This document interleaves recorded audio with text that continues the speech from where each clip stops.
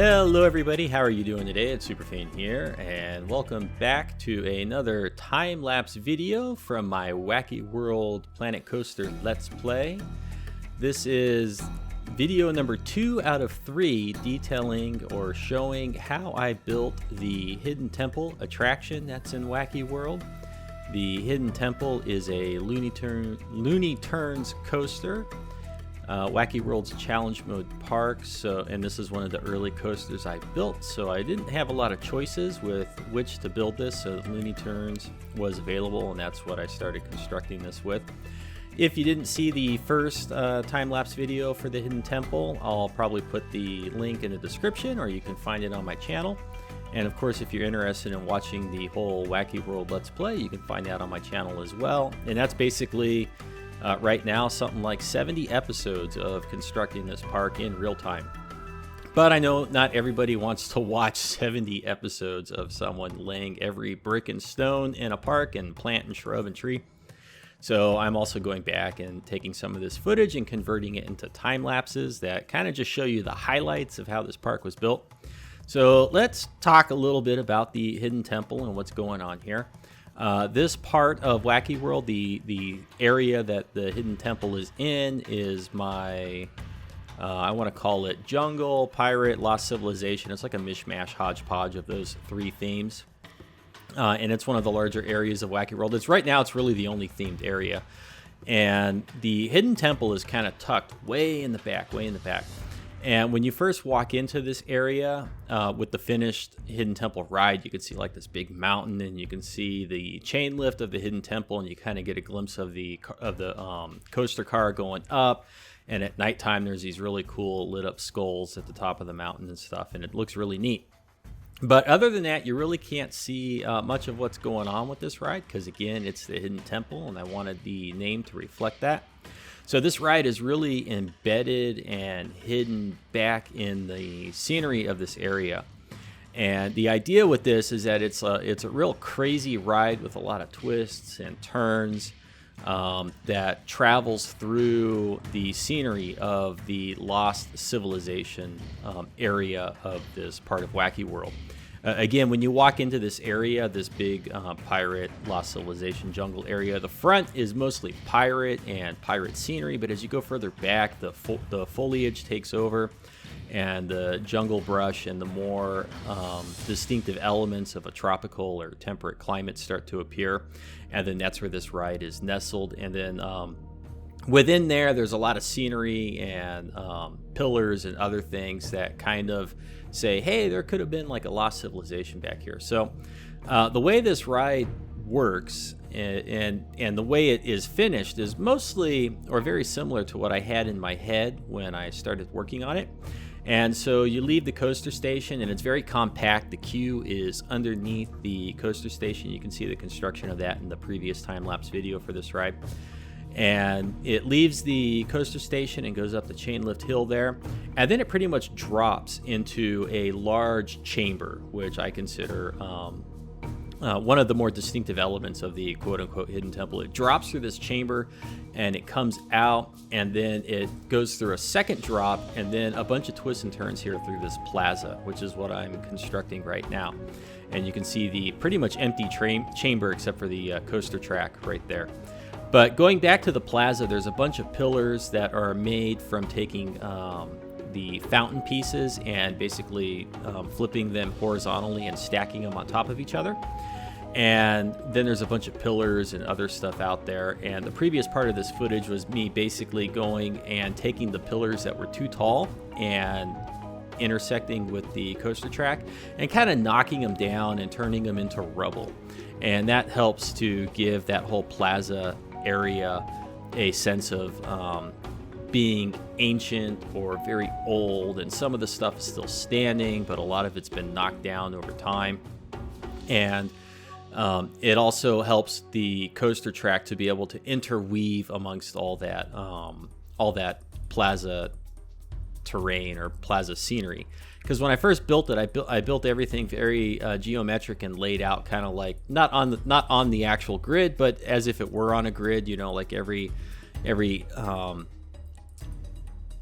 stepped distance, I would put a pillar, And then I built the track all through it, and the track was intersecting with everything. So then I went back afterwards, and just anywhere where I built a pillar or a column and it was no longer working because it was intersecting with the track, I just basically knocked it down and made the track go over it. So it actually, the overall effect was really good. And then now we've moved into that big chamber, which is where the first major drop of the ride falls through, and then you go out through the plaza, but then you come back into this big chamber. And the idea with this chamber is I wanted it to be kind of like a little bit spooky, a little bit scary, something like maybe capturing the theme of like the Aztec human sacrifice stuff. So what I'm building right now is a large platform with some steps, and there's a bunch of skulls inset into it as decorations, and these skulls are not to scale, but the idea, like, ideally I would have preferred to have human-sized skulls in there to make it look like this was decorated with all the human sacrifices and all that kind of stuff. But we got to make do with the scenery that we have. So I kind of built that platform, and I added the skulls around it. And then I'm going over and I'm taking, these are actually a bunch of cider presses, the undecorated cider presses, and I've combined them into kind of like a large stone platform or table. So this would have been like where the sacrifices took place. And so I just kind of decorated those up, set those up there on a line as if they were the sacrificial chamber or the sacrificial tables where the sacrifices took place. Now, at this point in the footage, between the last clip and this clip, there's probably like 20 episodes of Whacky World that got recorded. And I had a really cool idea of how to make the track, as it returns to this large chamber, how to make the ride more exciting. Initially, it just kind of like did an overbank turn and kind of like the opposite or the inverse of a dive loop. And then it kind of went back out of this chamber. And I thought it would be cool to instead change it. Instead of just doing an overbank turn, it actually, the ride comes back into here and then it falls through the floor. It falls through a hole in the floor and goes through a tunnel. So what I'm doing right now, or what I've built, is I've taken the track and I've gone through the floor, and it's going back out, and then it's rejoining back to where it used to join before it leaves this room. And I'm just smoothing the track out, and then I'm going to go in, and you'll see in a few minutes. Right now I'm just making sure that the EFN values are still good. Now, I've taken the whole chamber and I've just kind of moved it aside, and now I'm working on the tunnel that this track is going to go through. And this is going to give the ride a whole new element, and I think the ride overall has like 2 major drops, and by changing the overbank turn to a dive and a loop, that increases the number of drops in the ride from 2 to 3. And another thing that this accomplishes is, at this point where you're looking right now, where the coaster track is going back into this chamber, the ride didn't have a whole lot of momentum, so there was no way to add like another big drop. So one way to add a big drop is to just drop into the ground and go underneath the overall elevation of the ride. So that's another reason why I added this, because I wanted to get like another giant drop in this thing that's kind of scary. And then you can see on the opposite side there, as it's coming back, as they go down this drop, it's kind of a loop, but then they get righted up as they come out of the top of it. So you'll see they kind of come out upside down on the other side. And so now what I'm doing is I'm taking the 4-meter wall pieces, the sandstone wall pieces, and I've removed some. And then I'm taking like an individual piece and I'm splitting it off from the main building. And then I'm just kind of moving them around to create the hole in this large room, or this ancient hidden temple that the coaster track is traveling through. So I don't know if I have the ride running right now. Yeah, you can see they come in and they come out upside down, and then they get inverted to be right side up. And then they kind of do the inverse of a dive loop. I don't know what you call it, a dive climb, but so they climb up and then they leave. And right now I'm just working on the 4-meter tiles to create the hole, or the illusion of a hole in the wall where this chamber has fallen apart and the ride goes through it. It kind of elevates the sense of danger, because this ride, it's very tight. It's I guess it could be more compact, but overall it's pretty tight, it's pretty compact, there's a lot of abrupt twists and turns and weaving in and out of the scenery. So the overall effect and feel of this thing, especially when I went back in later and turned on the track supports, is that like there's stuff all over this ride. So if you were riding this ride, at every moment it looks like you're going to crash into something. And so that helps to elevate the excitement. I don't think it has any bearing on the game's excitement rating, but watching the point of view cam and stuff, it just makes the ride seem more exciting as they go through it. And you can kind of see what it looks like as they fly through it right there, although it was very fast, so you couldn't really take time to enjoy it. And so right here, what we're doing is we're just knocking out the last of the remaining walls for this big chamber. And that little drop and then lift right there, that's the return to the coaster station. So again, the track kind of interacts with this big chamber, or the ride interacts with this big chamber 3 separate times. The first time is the first major drop, and then it goes out through the plaza there and weaves around. And then eventually it makes its way back into the chamber, but only briefly, because it falls through the floor and goes through that drop and then a climb that inverts them. And then it comes back into the chamber a little bit slower for the ride exit before leaving the chamber and going back to the coaster station. So now I'm just kind of repeating the idea of the fallen columns outside from the plaza. And I'm just adding them here throughout the chamber. And I put one kind of at this the opening of this hole in the floor, and then I took a couple of those pieces and I dropped them down into that tunnel to make it look like these columns in here. Whatever caused that hole in the floor to open up, it also crumbled the column, and some of the column pieces, they fell in there. And it just adds a little bit more scenery that it looks like the riders are going to crash into, and I just think it's fun and exciting. I think it's a really neat ride. And I talked about this a little bit in the previous time lapse for this ride. I had a lot of trouble with this. The finished product is not entirely how I thought it was going to be in my head, although thematically and overall it is very similar. I was very successful overall in capturing the idea that I wanted. There's only a couple things that kind of didn't turn out the way I thought they would.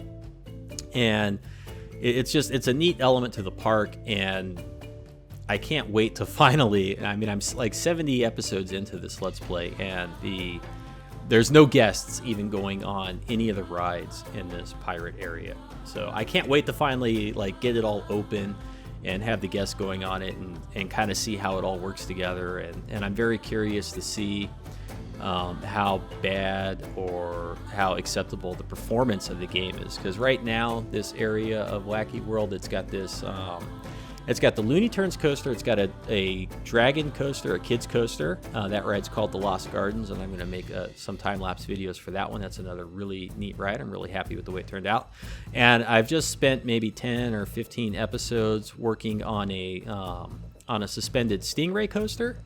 And that is kind of like, it's right next to this one, but it's hidden in kind of like a big cave that has water in it, and that ride is also shaping up to be very nice. I'll have time-lapse footage for that at some point in the next few weeks. But going back to this area, so it's got 3 coasters, and it's got, I think, 4 flat rides. So already, just this one area of Whacky World has kind of got a lot of stuff going on in it. And since there's no guests in it, I don't have any shops or restrooms or anything like that, I'm going to wait until the guests are actually in it and interacting with it before I do that kind of stuff. But I can't wait to see this area populated with guests and the rides moving. And, it is as light as the simulation is. I just can't wait to see how it all comes together. And it's probably going to take me another month before I even open this area. But I've been working on this park for like 3 months now. I started in early July or late June. And for the first couple months, I was making pretty much 5 episodes a day. And I've kind of slowed down a little bit because I have too much footage on my hard drive, and I'm trying to put together some of these time-lapse videos so I can get all this footage off my hard drive into backups and then not have to have it on my computer anymore. But overall, it's shaping up to look really nice, and I've got some other areas for the park planned. So going back specifically to the hidden temple attraction here, after adding the pillars and inside this temple chamber, this temple building, I'm now kind of adding some skulls and that little pig fairy tale thing. I would have liked to use something more like a jaguar, like some sort of animal that lives in Central or South America. Jaguar would have been nice, or I don't know, some sort of wild cat, or I don't know, something that looks more Aztec or Mayan. But what do we have in this game? We got the little fairy tale pig thing and a couple other things. So I kind of added some more skulls and arches and stuff, and I'm putting them in here kind of as if they were, I don't know, crown molding. Ancient temple crown molding is what I jokingly call it in the game. And I'm just lining that around the top of this chamber. And you can see there in the 4 inner corners of the chamber, I've taken the cider presses, the decorated cider press from the fairy tale scenery, and I've kind of placed 3 of them to create a 45-degree arc, and placing those inside there to fill in those sharp transitions or sharp edges between the corners works really nice. And the curvature of the decoration, it's not exactly the kind of scenery that I'm looking for in here, but it works well enough. And you know, there's only so much we can do with what we have with the scenery pieces in the game, so you gotta kind of like be creative. And you got to remember when you're decorating things that eventually you'll zoom out and then you'll like never look at it again. So you just do the best you can. And then so now that I've added all these skulls everywhere, and there's obviously been some sort of damage from like an earthquake or something else that's knocked down these pillars, opened up holes in the wall. So of course we got to take some of these skulls and take them off of the ceiling and kind of scatter them about as if they fell off. And then here we're just, now this doesn't even make sense, okay? This doesn't make sense, like why would these rocks even be in here? But I decided, you know, to get a little bit more terrain and help this feel a little bit more ancient and whatnot, I'm just gonna add some rubble in here, okay? So some of the scenery rocks, and I'm using mostly the tropical and the alpine, and I can't remember, there's 3 rocks, 3 rock sets that I've been using mostly for this area of the park. And I try to use all 3 of them because they help to add a little bit of geological variety to the scenery. And so what I'm doing here is I'm just kind of taking the rocks, and I'm using the rocks to kind of clean up the hard transitions between the hole and the wall over here. And since this is a cave or a tunnel, the rocks work well here. In the other parts of the walls where I created holes, the 2 other sections, I use, I think I use the ivy, the in-game ivy, and just kind of make it look like, and some of the bushes, and just make it look like it's been overgrown with growth and brush. And you can see here the overall effect is it's very convincing. So even though we have those sharp edges and whatnot in there, you can still kind of make it appear almost seamless. And I was just taking some extra care to make sure that the coaster car and the guests don't clip through any of the rocks or the scenery. And so now, to help complete this effect of this being old and nature and whatnot has kind of moved its way in here, you know, life finds a way, and that whole joke. So I'm taking some of the, I'm not sure how you say it, is it the Scaevola plant? This plant works really, really good for saying, hey, this is a tropical area. When you put this plant everywhere, it really just looks like low-lying jungle brush. And there's also the other plant that's similar in texture, but it has more of the roots showing. And I think it's the beach bush, but I'm not certain. And, you know, angling this and having it poke out of the terrain in various different angles and whatnot, like I did with the steps there, it really makes it look like, you know, small vegetation is taking over this whole area and helps to bring it together. And then I also, in the other areas of this park where I've been laying down foliage, I like to use the red colored bush, the red leafy bush. I'm not sure the exact name, just to get a little bit more variety and color in this temperate tropical area. And so there I'm going and I'm adding the ivy just kind of all over the place along the walls. No real rhyme or reason or like pattern to how I'm doing it. I'm just kind of moving it all over and making it look like everything's been taken over in here by this brush. This, you know, this is the hidden temple. It's been hidden for a long time, and you know, the theme park or this ride is just kind of built around it. Is kind of the idea. And the next episode, I don't think it's in this one, but in the next episode, you'll see how I use the terraforming tool to kind of build up the terrain and envelop this chamber and truly, truly, truly make it hidden and you cannot see any. You really can't see much of this. There's a few nice lines of sight from some of the pathways, but you really kind of only get like subtle glimpses of this thing when you're moving around the park. And again, that just helps with the theme of it being the hidden temple.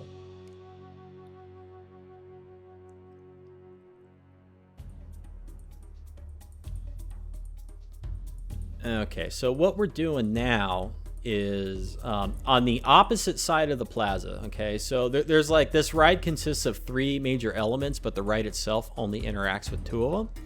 So the ride goes up the chain lift, and it goes it falls into that hidden chamber, and then it comes out and it goes through the plaza, and then eventually it returns to the chamber.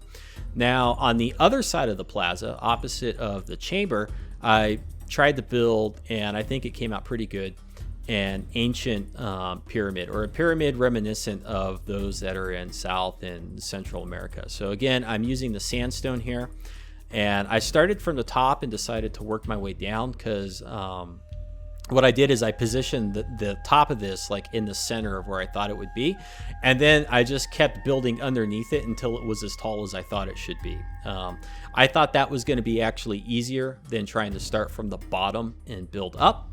So I basically said, hey, this is where the top of this thing needs to be, and I built the top there, and then I just keep building consecutive floors underneath it. And the way I'm building them right now, there's a lot of pieces inside the pyramid that you can't see, and I do go back and I remove them, because again, this is supposed to be a real park, and I'm going to turn the simulation on. So I'm trying to not overuse the scenery. There are times when I'll use a lot of scenery pieces to get something done, but for the most part, I'm trying to keep the scenery pretty simple, because I've got this Pirate Lost Civilization area. I want to do a Western area. I want to do a couple areas that are more reminiscent of modern parks, like maybe Magic Mountain or stuff like that. So I am trying to be mindful of how much scenery I'm using. And you can see what I'm doing here is I've used, again, the cider press. It's a very good piece for filling in this ancient temple scenery. I've used the cider press to create some steps on this part of the temple, and now I'm just looking for a nice suitable piece to kind of clean up the side of the steps, because they don't look very good with those holes in them from the cider press. And at the end of the day, I decided to use these sandstone columns, and they work very well. It's not exactly the piece I would have preferred to use, but I couldn't really find anything else that was suitable. And so now what I'm doing is I'm just duplicating these all the way down one side of the pyramid, and then I'm pretty much going to duplicate them down the other side, and then use the nice when you want to make like a circle or a rotational thing, you just do one side and then do the opposite side, and then select everything in between the two, and then when you rotate 90 degrees, it'll fill in both sides. So just selecting everything right here and being kind of careful, and then do a Control X and rotate 90 degrees, and that automatically fills in both sides. And then somehow I ended up with some extra pieces, so just cleaning those up also. Now this was a big time saver. There's a Hellion ring. One of the flat rides in this area is a Hellion ring, and this is the outside plaza for the Hellion ring. And so again, it's like the pirates have built the Hellion ring scenery is actually kind of like a gel, and the Hellion ring is right in the middle of it. So it's like the pirates discovered this ancient plaza, and then they built their gel on top of it, and then the amusement park has built the Hellion ring inside of the gel. So as a big time saver here, the outside of the Hellion ring already has scenery reminiscent of the ancient civilization and like what a plaza would have been. So what I did to save myself time here and build a plaza by this pyramid is I just grabbed that whole building, and now I'm just selectively taking things away from it and reducing its size until it fits in front of this pyramid. And again, I've got the little fish guys, those little fish statues on top of the fountains there. I really, really, really wish that I could have used something more like a jaguar, or like a Mayan head or something, like that blocky Mayan head that you see pictures of in the textbooks when you're looking at that stuff. I wish I could have used something like that, but what do we have? We got like fish and little fairy tale things. And so now another time saver is I want this architecture, this pyramid architecture, to lead down into the pathway of the park and to lead down into the pathway of the Hidden Temple Plaza itself. So what I did is I just duplicated the pyramid, and I basically took a bunch of it away until I had a small segment left, and now I'm just kind of lining it up here. And you can see that those are park pathways that are going to lead out of the pirate area into one of the other themed areas of the park. And now I'm just joining it up, or doing the same thing over by the plaza itself, so that it looks like all of this is one gigantic complex of the ancient civilization, you know. So from various parts of the park, you got some nice views. Like you can see this pyramid from a few areas of the park, but you really can't see what's the ride itself or the plaza. But so you get this nice view of the pyramid and kind of like a hint of what's over there, but you really can't see much else unless you actually go on the ride.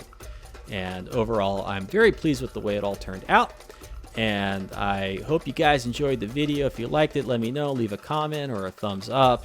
Subscribe to the channel if you want to see more videos like this. And otherwise, thank you for watching, and you have yourself a great afternoon.